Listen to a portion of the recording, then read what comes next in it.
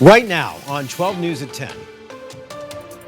I'm Tiani Jadaling in Tempe. Missing ASU student Ansh Aurora disappears just days before graduation. Now his parents are begging for answers. What they have to say tonight. I'm Gabriella Becerra in the newsroom. An investigation into a stolen bottle of cognac takes a bizarre turn after a woman tried taking the blame for a crime she didn't commit. Similar highs on Thursday, right around 100 degrees in Phoenix, but I am tracking a cool down moving in this weekend. And a special graduation ceremony celebrates students from tribal communities across Arizona. It definitely feels more unique than any other, graduation ceremony that I've been a part of. 12 News at 10 starts now.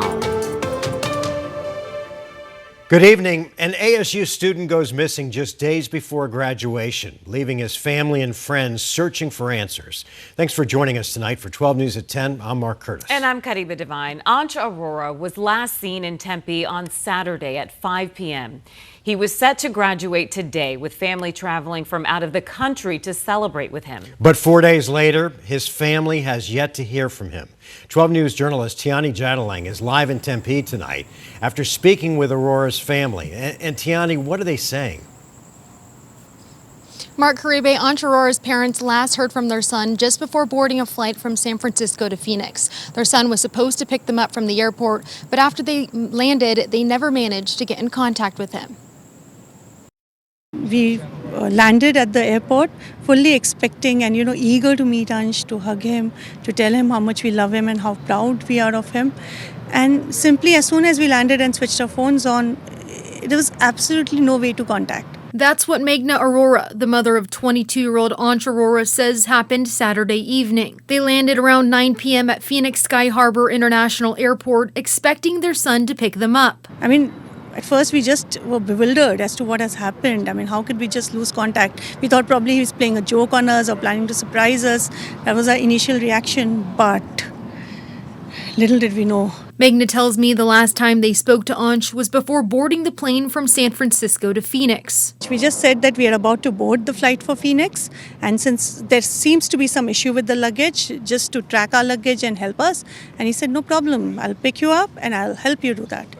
So that was the last communication. It was short and simple because it was more the logistics of it. His parents say Ansh spent his last several years studying supply chain management at ASU. He's made the dean's list twice and was always a good kid. The student managed to develop a good friend group during his time in Arizona. Some of those friends tell us they're still processing what's happening. We didn't see anything abnormal with him. He was joyous as usual, nothing different than what we would normally see with other people.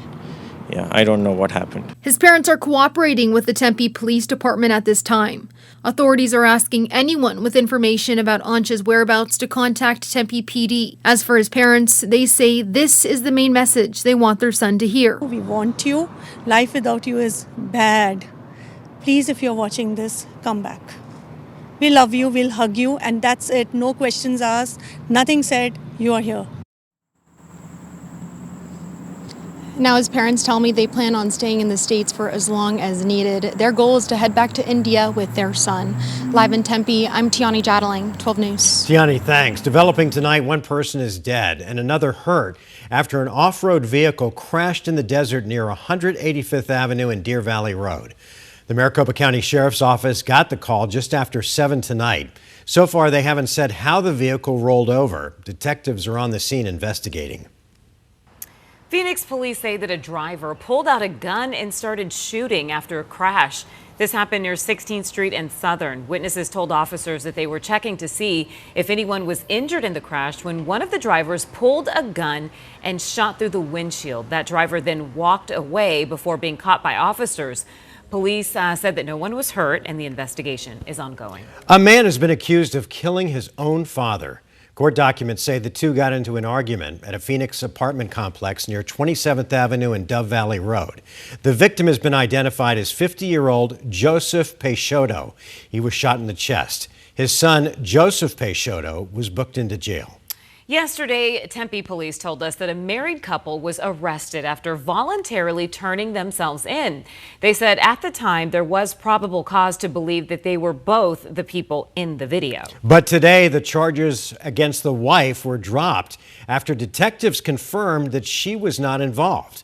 12 News journalist Gabriela Becerra joins us in studio tonight. Gabby, this case is so weird. Well, Mark Kriebe, it was a bizarre twist. They told us that the couple, Matthew, Steve, and Chanel Miller, voluntarily told police that they were allegedly the ones in this video stealing an expensive bottle of alcohol. They were booked into the Maricopa County Jail and released on bond.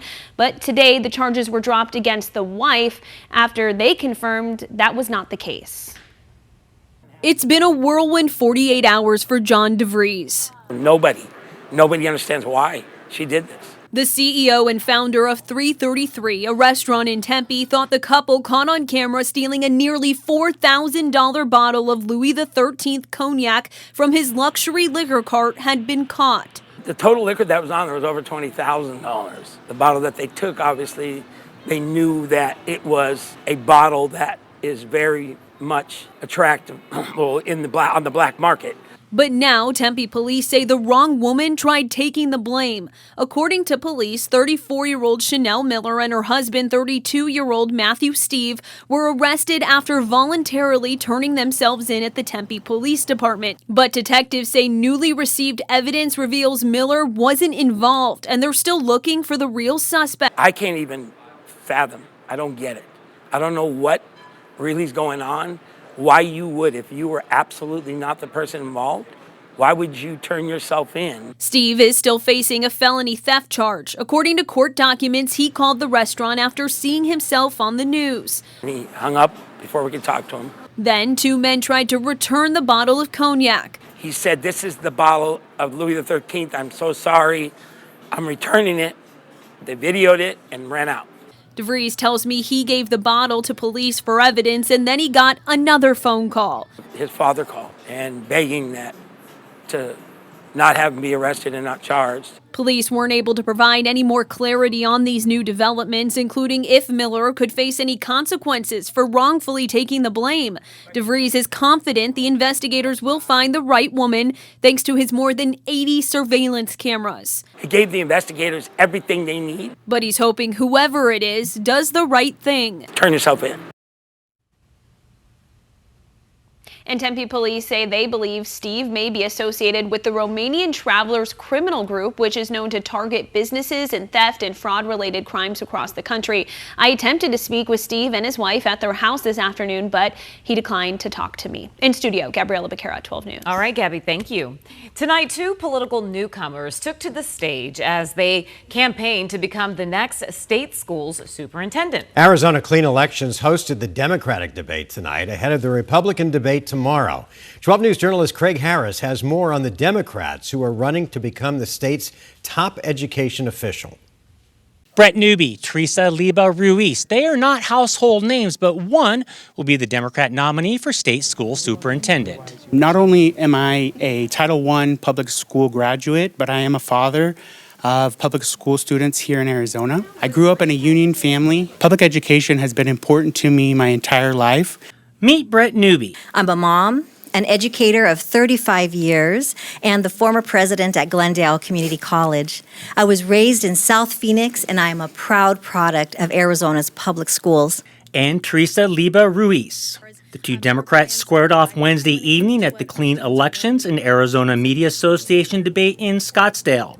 Each wants to lead the Arizona Department of Education, which oversees school options for about 1 million kids, and each strongly opposes the state's Empowerment Scholarship Program. The debate comes on the heels of the State Auditor General issuing a scathing critique of wasteful spending, minimal oversight, and conflicts of interest in the ESA program. There's going to be a lot more oversight, accountability, financial restraint. And so I think it's really important that we figure out, where is this money going? An article came out from the Auditor General's office and really lifted the veil on some of the mismanagement, mishandling of our public dollars.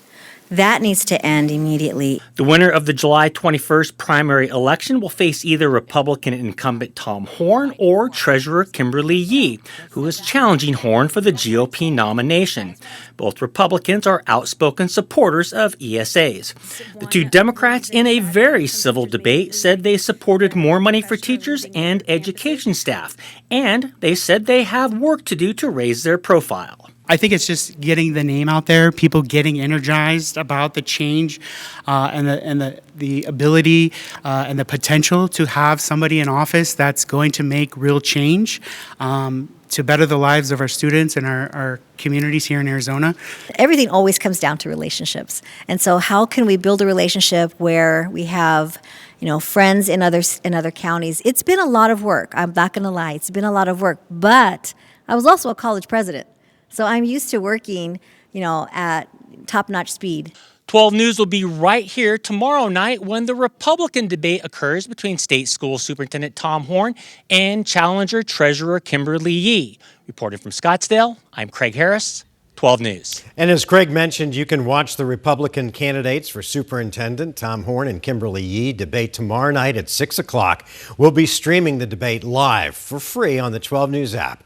We'll also have a full recap for you tomorrow night on 12 News at 10. Tonight at Salt River Fields, a special ceremony honored Native graduates from Maricopa community colleges across the valley. Family, tribal, and community leaders gathered for the ceremony featuring speakers, cultural music, prayer, and American Indian traditions. The convocation was hosted by the Salt River Pima Maricopa Indian community. Graduates say that today's celebration was especially meaningful. The cultural aspects, my heritage has been presented on the field today, and I feel really represented by that. So it's definitely one of the more unique graduation events and probably one of the most special to me. This was the district's first American Indian convocation since 2024. Last year's ceremony was canceled over concerns that it would be considered a DEI initiative and led to funding cuts. But local leaders stepped in to host a separate ceremony instead.